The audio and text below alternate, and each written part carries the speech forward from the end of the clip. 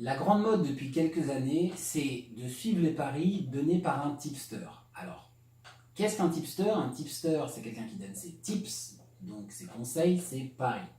Alors cette méthode qui peut paraître très rentable au prime abord ne l'est en fait pas du tout. Prenons le cas d'une personne que vous trouvez sur une page Facebook ou d'autres, les tipsters pullulent sur internet.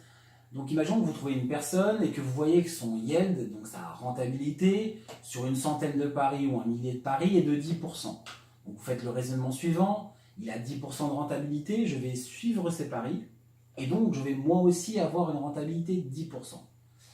Oubliez tout de suite. Alors, je vais vous expliquer pourquoi, pour plusieurs raisons. La première, c'est parce que vous ne pourrez pas toujours prendre tous ces paris. Ces gens-là vont donner des paris à certaines heures, vous ne serez peut-être pas devant votre écran, vous ne pourrez peut-être pas prendre ce pari-là.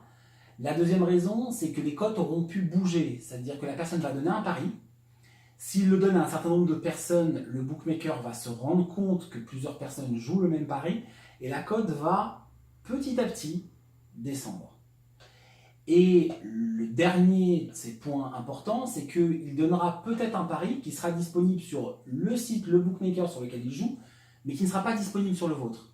Donc au final, entre les paris que vous n'aurez pas pu prendre parce que vous n'étiez pas devant l'ordi, ceux dont la cote a baissé ou ceux qui n'étaient pas proposés par votre bookmaker, vous n'aurez absolument pas les mêmes résultats que cette personne. Et donc cette personne-là qui aura peut-être un yield de 10% fera que vous, en essayant au maximum de prendre les mêmes paris, finalement, vous ne gagnerez pas autant, voire même, vous perdrez l'argent.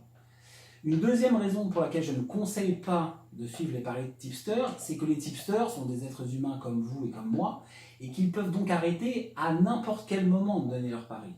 Donc, vous allez suivre les paris de quelqu'un et vous baser, entre guillemets, sur ses choix, alors que lui peut très bien arrêter dans une semaine, dans un mois, dans 6 mois.